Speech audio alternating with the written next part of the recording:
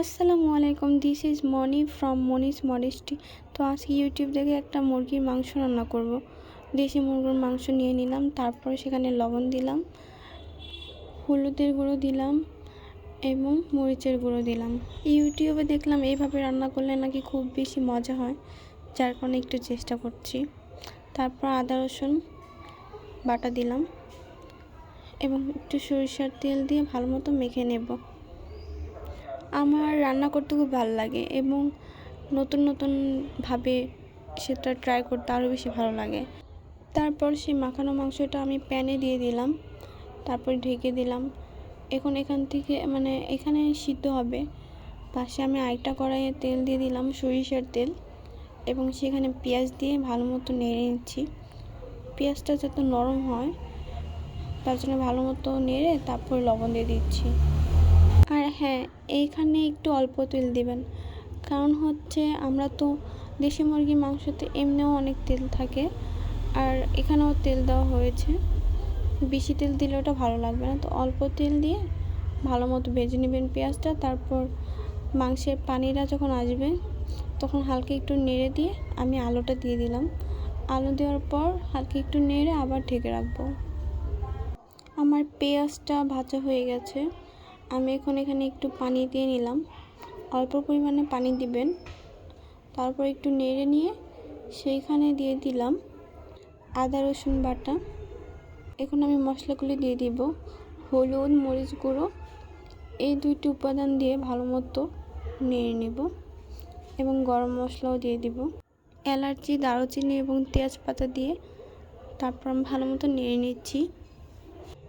এরপর আমি আস্ত 3টা রসুন দিয়ে দিলাম।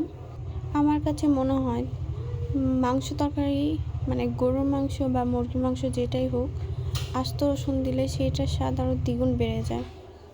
এবং রসুন দেওয়ার পরে আমি ঢেকে দিলাম।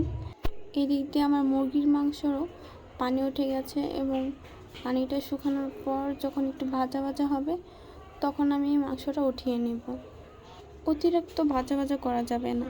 তারপর আমি আরেকটা প্যানে দেখছি, সেখানে রসুনটাও সিদ্ধ হয়ে যাচ্ছে এবং পেঁয়াজগুলো নরম হয়েছে। আমি চামচ দিয়ে একটু ভেঙে দিচ্ছি পেঁয়াজগুলো ভাঙা থাকলে বা গলে গেলে সেটা মজা লাগে। এদিকে আমার মাংস ভেজে নেওয়া শেষ, আলুও সুন্দর মতো গলে গিয়েছে। এখন হালকা একটু নেড়ে চেড়ে তারপর আমার এক্সট্রা যে পেঁয়াজ এবং রসুনের দেওয়া সেই প্যানে আমি মাংসগুলো নিয়ে নিলাম এবং ভালো মতো নেড়ে একটু ঢেকে দিব, যাতে সেটার মশলা এই মাংসের সাথে ভালো মতো মিক্স হয়।